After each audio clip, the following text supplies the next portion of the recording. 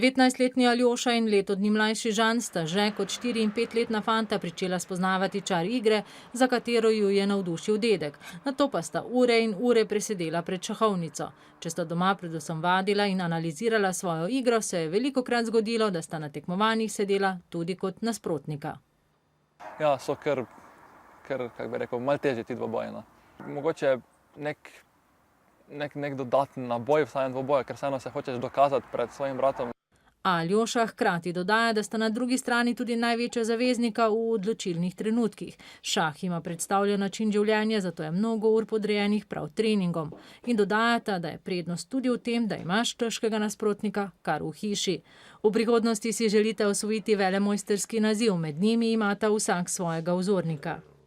Miša Tal je bil eden izmed svetovnih prvakov, ali pa Garry Kasparov, pa Anand tudi. Bobby Fischer.